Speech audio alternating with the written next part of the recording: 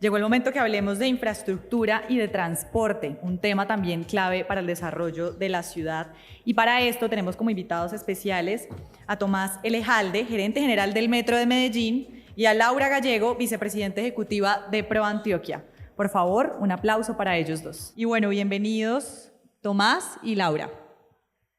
Vamos a empezar hablando de movilidad, de la importancia que tiene la movilidad para el desarrollo de la ciudad, y aquí Tomás pues es más que clave. El Metro de Medellín fue destacado hace unos 15 días, una semana, por la revista Condé Nast como uno de los mejores sistemas de transporte del mundo. Creo que quedó en el 8º puesto del top 10. Tomás, ¿qué evaluación haces del Metro de Medellín? ¿Qué hace que una revista como Condé Nast lo esté destacando a nivel global? Gracias, un saludo muy especial para todas las personas que aún permanecen en la sala. Gracias a Forbes por la invitación.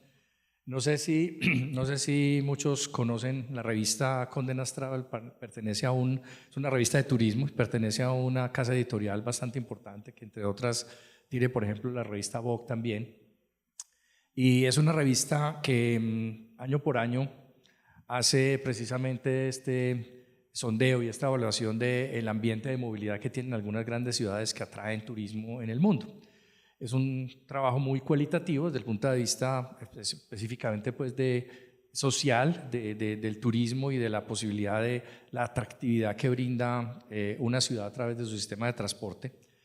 Para nosotros es también una sorpresa, fue una sorpresa que consultando pues en detalle con la editorial de la revista nos indican que lo que más sobresale es efectivamente la cultura metro. Es tal vez lo principal que obviamente llega primero a los sentidos de un turista y de una persona que viene de afuera y que conoce el sistema metro de Medellín. Ahí yo, perdóname que te interrumpa, claro. Tengo que preguntar específicamente cuál es esa cultura metro. Medellín es la única ciudad del país que puede hablarnos de este tema. Sí, tienes toda la razón, ya iba para allá porque aquí tenemos pues un concepto que a veces se entiende solamente como cultura ciudadana, pero realmente va mucho más allá. Porque cultura metro, que es lo que resalta principalmente la revista Forbes al ponernos de 8º dentro de los mejores sistemas de transporte del mundo, es un modelo de relacionamiento positivo. O sea, no es solo cultura ciudadana, sino que es un modelo que tiene unas raíces académicas y filosóficas bastante profundas, que tiene que ver con la relación en 3 esferas, la relación positiva con cada individuo consigo mismo, con la visión de que nadie da de lo que no tiene. Esto es importante porque el buen servicio parte de la actitud del personal que está al frente en las estaciones, y si ellos están bien consigo mismo pueden prestar un buen servicio. Y el segundo aspecto de relación positiva es precisamente el de cultura ciudadana también, que es la relación positiva con el otro. Y hay un tercer aspecto que es la relación positiva con el medio ambiente y con el entorno. Entonces son relaciones positivas en esas 3 esferas que juntas hacen precisamente que el concepto de cultura metro como relacionamiento positivo sea muy potente y que trasciende la esfera del servicio, trasciende la esfera de solamente ver el comportamiento adecuado de los usuarios dentro del sistema, sino que también llega a algo que se ha hablado mucho en este evento, y es por ejemplo la relación positiva con los proveedores, con los grupos de interés en general, con la comunidad que rodea no solamente el servicio, sino también los proyectos. Y hay algo muy importante ahí frente al sentido de la infraestructura como canalizador de ese impacto social positivo y transformador de territorio. Perfecto. Bueno, Laura, del lado de ProAntioquia, la infraestructura y el transporte, a propósito también de este tema, es clave para el desarrollo de la región. Y ustedes se han trazado como uno de los puntos claves de gestión el mejorar la conectividad de Medellín y de Antioquia con el resto del país. Cuéntanos cómo lo están haciendo. Bueno, primero iniciar agradeciendo este espacio de Forbes y la posibilidad de tener esta conversación que integra lo público, lo privado, pero además especialmente este espacio de conversación pues con Tomás, con el gerente del metro, con quien hemos tenido la oportunidad justo de tener esta conversación a propósito de los retos que tiene Antioquia en esa apuesta por integrarse a la red no solamente logística, industrial y portuaria de este país, sino a cómo conectar mejor las apuestas de desarrollo regional con las apuestas que tenemos en el país. Yo diría varias cosas, pero Antioquia en particular y sobre todo en esa lógica de pensar en el futuro y en esos grandes proyectos catalizadores del desarrollo que Antioquia le propone a Colombia. Hemos identificado unos proyectos de futuro que están muy orientados a cuál es la infraestructura competitiva que genera valor económico y que genera valor social y que hoy representa una oportunidad absoluta desde la conversación que Antioquia puede proponer para la competitividad del país. El primero tiene que ver con la región aeroportuaria. Nosotros tenemos el segundo aeropuerto más importante de la región y ahorita algunos de nuestros antecesores pues en estas conversaciones hablaban del impulso tan importante y tan estructural que está teniendo en términos económicos el turismo para esta región. A nosotros nos visitan alrededor de 1.4 millones de personas no residentes que vienen, digamos, a participar de la ciudad, a participar de la región, y una de las principales tareas que nosotros tenemos que tener es ver cómo integramos ese sistema aeroportuario de la región en miras a tener o con miras a tener una mejor infraestructura competitiva. Entonces, lo primero, hoy estamos pensando en la expansión, en la proyección y en la ampliación del José María Córdoba, un aeropuerto que hoy tiene una capacidad para mover 10 millones de pasajeros y que hoy mueve realmente 14 millones de pasajeros. Llegó al número que estaba previsto en su plan maestro del 2036. Y eso va a implicar que hoy estamos trabajando en un nuevo plan maestro, se adelantó esa conversación, pero además identificando cómo alrededor del aeropuerto José María Córdoba, a la futura ampliación de la segunda terminal, de una segunda pista, también se consolida un desarrollo aeronáutico importante, de modo tal que la región del Oriente sea un hub para la industria, para el mantenimiento de aeronaves y para consolidar mejor pues la primera puerta de entrada para el turista a esta ciudad o una de las puertas de entrada para el turista a esta ciudad. Entonces, pues ahí hay una apuesta muy específica. Y lo otro es ver cómo pues ese hub, no solamente pensando en recibir turistas, sino también pensar en consolidarlo para que sea una infraestructura exportadora competitiva. En Antioquia están pasando cosas maravillosas a propósito de la mirada de futuro, y si ustedes revisan con atención, el José María Córdoba nos está proponiendo una conversación muy importante que se integra con el transporte multimodal, con el esfuerzo de expansión y el plan de futuro que tiene el Metro de Medellín con el oriente antioqueño, esa conexión del Valle de San Nicolás con el Valle de Aburrá, occidente antioqueño y Urabá, que ahí hay un gran eje de competitividad que conecta lo aeronáutico, lo logístico, pues Medellín, Valle de San Nicolás y Occidente, como además 3 territorios que generan carga, que transforman carga. Y por supuesto no puedo dejar de mencionar un proyecto que ha sido fundamental en ProAntioquia en el marco de sus 50 años, que es cómo poner a Urabá en la agenda nacional y cómo reconocer que han sido los empresarios del territorio durante muchas décadas poniéndonos la mirada en Urabá, en el mar de Antioquia, en la segunda costa más importante que tiene cualquier región de este país sobre el Caribe, y el hecho de muchos de esos sueños que durante décadas han estado en documentos y en ejercicios de prospectiva, hoy se están volviendo realidad, hoy se están materializando, y de ahí la importancia de conectar las apuestas de la infraestructura para la conectividad, las vías, el aeropuerto y por supuesto la infraestructura logística, con lo que va a implicar que Urabá se consolide en el 4º hub logístico, industrial, agroindustrial y portuario de Colombia, integrándose a la red que hoy lidera Santa Marta, Cartagena y Barranquilla. Entonces, ahí hay 2 apuestas muy importantes, 3 apuestas muy importantes que hoy estamos trabajando, y 2 específicamente en temas de infraestructura en el sentido amplio. Perfecto, ya lo mencionaba antes Tomás y tú también hiciste algún tipo de referencia, Laura, y es que todas estas acciones al final terminan impactando en el desarrollo económico de la ciudad y de la región. El metro, por ejemplo, llega a abrir oportunidades y a facilitar la vida de las personas, pero también a generar desarrollo económico y social en sectores que están apartados o que de pronto socialmente pues tienen ciertos retos. Cuéntanos desde la experiencia de Metro de Medellín, ¿cómo ha ocurrido eso, ese desarrollo económico y social en barrios y en zonas de la ciudad?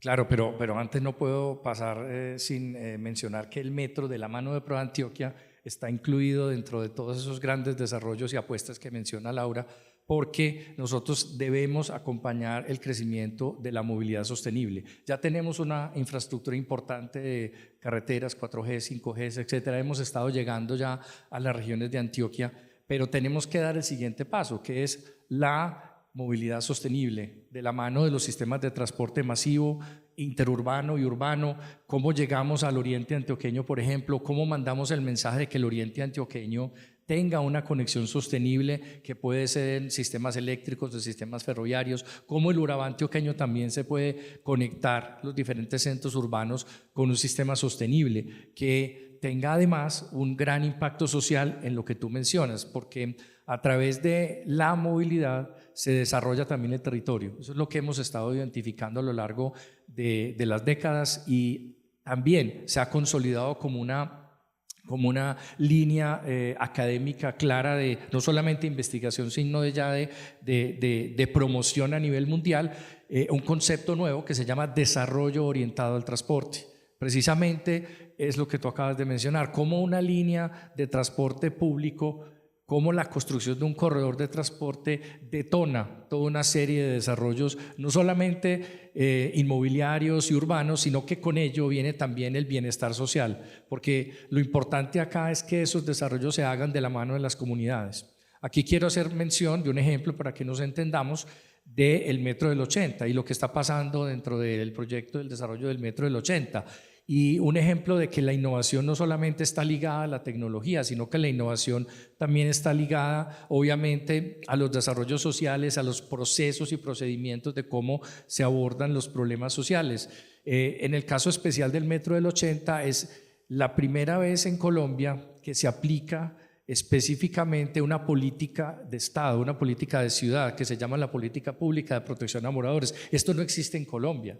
no existe en otra parte de Colombia. Es una política que especifica que las personas que son reasentadas en el corredor de desarrollo de una infraestructura como el Metro del 80 tienen que ser reasentadas quedando igual o mejor de como estaban originalmente. Así de claro lo pone la política pública de protección a moradores. Eso tiene unas consecuencias enormes en el trabajo social que hace la ciudad, en el trabajo social que hace el gerente del proyecto, que es el Metro de Medellín en este caso, y por ejemplo genera decisiones tan importantes como las que tomó el alcalde Federico en el sentido de entregar unas compensaciones adicionales por orden de los 50.000 millones de pesos para poder solucionar algunas inquietudes válidas que tenían los moradores del Metro del 80, del corredor del Metro del 80. A eso me refiero yo con que el desarrollo tiene que favorecer a las personas, que tiene que tener un impacto social positivo, y quería pues poner ese ejemplo. Por no poner un ejemplo muy conocido ya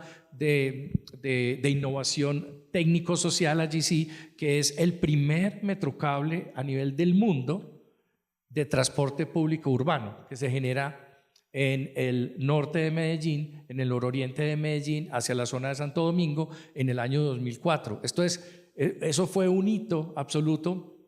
en la forma como el transporte puede generar una transformación social, puede generar inclusión, puede generar acceso a las oportunidades de empleo, de salud, de trabajo, de las personas que se ven beneficiadas con estas conexiones al transporte masivo. Infraestructura al servicio de la gente, nunca se nos puede olvidar eso. Absolutamente. Laura, ahora el alcalde Federico también mencionaba que es clave la participación de las empresas y el sector privado en el desarrollo de todos estos proyectos que están preparados para la región. Cuéntame un poco sobre cómo es la participación del tejido empresarial de Antioquia en estos proyectos específicos que ya mencionábamos en la primera pregunta. Gracias. Pues el alcalde hacía una mención que creo que es muy importante, como reforzando parte de lo que ha sido la esencia, yo diría, de esta región y de lograr identificar proyectos específicos y apuestas específicas que ponen en la conversación un dilema que tenemos que superar, y es que por un lado va la agenda social y por otro lado va la agenda de generación de riqueza, y yo creo que esa es una esencia propia de lo que significa una fundación como ProAntioquia, creada por empresarios y que de alguna forma defiende el rol de la empresa en el desarrollo y los convoca justo a participar y a agenciar a través de sus capacidades, recursos alrededor de la solución de problemas públicos. Y hay un reconocimiento muy importante en lo que decía el alcalde, y es que ni el Estado puede solo ni las empresas pueden solas, y finalmente las empresas no actúan en el vacío, actúan en un territorio que tiene retos sociales, que tiene desafíos, brechas, y parte de lo que podemos construir juntos a propósito de crear valor económico y social es empezando por articular mejor las apuestas. Y en particular, nosotros creemos que el sector privado tiene unas ventajas muy especiales cuando se involucra en la creación de valor público, la mirada a largo plazo, la visión de futuro, la capacidad para innovar, por ejemplo, la capacidad para testear proyectos y probar hipótesis que con recursos públicos no necesariamente es posible, pero con recursos privados podemos darnos el lujo de innovar y de probar ciertas alternativas de solución a problemas públicos que después se puedan escalar. Voy a poner un ejemplo. En ProAntioquia se construyó el primer borrador del ejercicio de Buen Comienzo, y Buen Comienzo, creo que todos estamos de acuerdo en que es tal vez el proyecto social y la estrategia de intervención social más poderosa que ha tenido esta ciudad, y que después se ha escalado a nivel nacional con la política de Cero a Siempre. Ese es el tipo de alianzas y de conversaciones que se puede dar el lujo de tener un sector público y un sector privado trabajando de la mano, trabajando de manera articulada y sobre todo integrando capacidades y formas de entender los retos o los desafíos sociales. Entonces creo que ahí hay,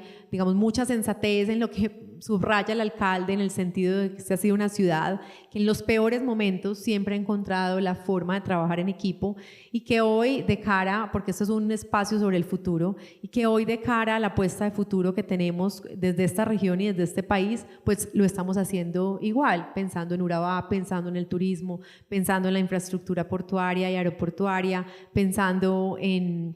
programas y proyectos de cierre de brechas en empleo. Yo les cuento un segundo caso. El alcalde de Medellín y la gobernación de Antioquia acaban de unirse a través del instrumento de pago por resultados a una alianza de iniciativa privada que busca crear empleo para jóvenes y mujeres, que han sido las dos poblaciones con los mayores desafíos para insertarse en el mercado laboral y para ser altamente productivos en esta región. Eso es muy valioso porque el sector privado invierte recursos, genera empleo, y una vez se cumple el empleo o una vez se genera el empleo con enfoque diferencial en estas dos poblaciones, es el sector público y el sector privado quien un poco paga por ese hito o por ese indicador, y lo que permite es volver a reinvertir en una estrategia similar. Esa es lo valioso de la juntanza, como decía Lucas, de Confama hace un par de paneles, la juntanza entre lo público y lo privado para escalar el recurso, para tener mirada a largo plazo y para generar mucho más impacto. Yo creo que esa es una de las grandes lecciones que le da Antioquia también al resto del país, esa alianza poderosa que existe entre el sector público y el privado. El tiempo no nos acompaña mucho, así que hablando del futuro, yo quisiera preguntarles a ambos, empezamos con Tomás, ¿cuál es el futuro del Metro de Medellín de cara también a lo que ya mencionabas, hacerlo un medio de transporte aún más sostenible y más interconectado? Sí, es ese crecimiento ordenado de la red para que sea una red con conexiones intermodales que cada vez permita mayor cobertura. Y ese reto pasa por lo que acabamos de escuchar, y es seguramente para el crecimiento de la red, para el crecimiento del plan, o para la implementación más bien del plan rector de expansión que tiene el metro, con más de 22 corredores adicionales a los 12 corredores que hoy ya están operando. Vamos a necesitar en algunos casos asociaciones público-privadas. Vamos a necesitar que nos juntemos, vamos a necesitar una unión fuerte entre el empresariado, entre la inversión privada y la inversión pública, porque crecer la red es bastante costoso. De ahí que sea importante también la implementación de esos mecanismos como el desarrollo orientado al transporte, en donde las operaciones urbanas, por ejemplo, la gestión inmobiliaria alrededor de los corredores de transporte y de las estaciones será muy importante para gestionar recursos, capturar recursos del uso del suelo para poder cofinanciar ese crecimiento ordenado de la red de una manera en la que siempre el viajero, siempre el ciudadano, siempre las personas están en el centro de una solución que los conecte mucho mejor con sus sueños y oportunidades. Perfecto. Del lado de Laura, mencionábamos ya un objetivo clave de ProAntioquia alrededor del transporte, pero sé que hay otros dos clave que van a trabajar durante los próximos años. Cuéntanos. Sí, hicimos un ejercicio a propósito del futuro y tratando de poner la conversación sobre qué tiene que pasar en los próximos 10 años para que Antioquia y Colombia acelere su agenda competitiva y de desarrollo económico y social, y nos trazamos, como tú lo mencionas, 2 proyectos adicionales, como 2 apuestas de futuro